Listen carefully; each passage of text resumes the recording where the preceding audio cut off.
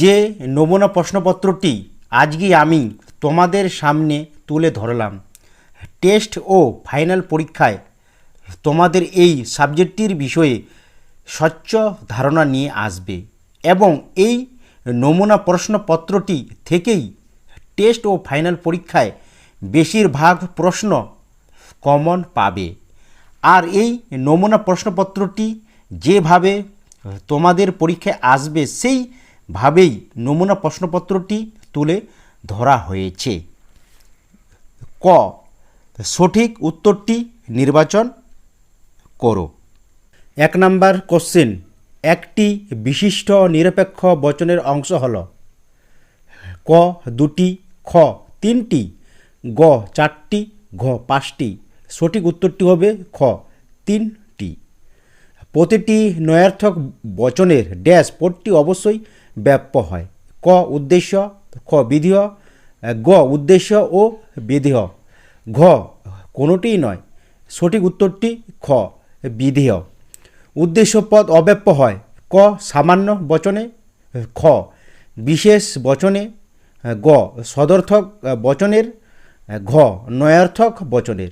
সঠিক উত্তরটি হবে খ বিশেষ বচনের। যে বচনে কেবল বিধেয় পদ ব্যাপ্য হয় তা হল ক এ বচন, খ ই বচন, গ আই বচন, ঘ ও বচন। সঠিক উত্তরটি ঘ ও বচন। একটি আদর্শ নিরপেক্ষ বচনের অংশ হল ক 2টি, খ 3টি, গ 4টি, ঘ 5টি। সঠিক উত্তর ঘ 4টি। উদ্দেশ্য এবং বিধেয় উভয় পদেই অব্যাপ্য হয়।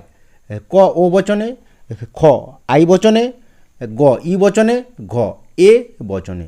সঠিক উত্তর ক আই বচনে। না, সঠিক উত্তরটি এখানে কিন্তু খ হবে, আই বচনে। কেমন? একটি বচন সর্বদা ক বৈধ অবৈধ, খ সত্য মিথ্যা, গ নিশ্চিত সম্ভাব্য, ঘ ব্যাপ্য অব্যাপ্য। সঠিক উত্তরটি হবে এখানে খ সত্য অবলিক মিথ্যা। কোশ্চিন নাম্বার কিন্তু 9, উদ্দেশ্য ও বিধেয় পদ ব্যাপ্য হয়। ক এ বচনে, খ ই বচনে, গ আই বচনে, ঘ ও বচনে। এখানে সঠিক উত্তরটি হবে খ ই বচনে। কোশ্চিন নাম্বার 10, এ বচনের যে পদটি ব্যাপ্য হয় তা হল ক উদ্দেশ্য পদ, খ বিধেয় পদ, গ উভয় পদ, ঘ কোনো পদ ব্যাপ্য নয়। এখানে সঠিক উত্তরটি হবে ক উদ্দেশ্য পদ। কেবলমাত্র উদ্দেশ্য পদ ব্যাপ্য হয়। ক এ বচন, খ ই বচন, গ আই বচন, ঘ ও বচন। এখানে সঠিক উত্তরটি হবে ক এ বচন। ও বচনে যে পদটি ব্যাপ্য হয় তা হল ক উদ্দেশ্য পদ, খ বিধেয় পদ, গ উভয় পদ, ঘ কোনো পদ ব্যাপ্য নয়। এখানে সঠিক উত্তরটি হবে খ বিধেয় পদ। সাধারণত বচন হল ক প্রশ্নসূচক, খ আদেশসূচক, গ ইচ্ছা প্রকাশক, ঘ ঘোষক বাক্য। এখানে সঠিক উত্তরটি হল ঘ ঘোষক বাক্য। বচনের আকারে যা বসালে বচন হয় তাকে বলা হয় ক বচন, ক খ বাক্য, গ বচনের উপাদান, ঘ পদ। এখানে সঠিক উত্তরটি হবে গ বচনের উপাদান। সংযোজকের রূপ হবে ক ভবিষ্যৎ কালের, খ অতীত কালের, গ বর্তমান কালের, ঘ যে কোনো কালের। তাহলে এখানে সঠিক উত্তরটি হবে গ বর্তমান কালের।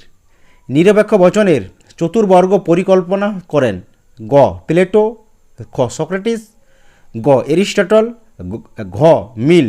সঠিক উত্তরটি গ এরিস্টটল। নয়ার্থক বচনের ড্যাশপদ ব্যাপ্য। ক উদ্দেশ্য, খ বিধেয়, গ উদ্দেশ্য ও বিধেয় উভয়ই, ঘ কোনোটি নয়। সঠিক উত্তরটি খ বিধেয়। নিরপেক্ষ বচনে দুটি পদের সম্বন্ধ স্থাপন করে ক বিধেয়, খ সংযোজক, গ উদ্দেশ্য, ঘ পরিমাপক। সঠিক উত্তরটি সংযোজক।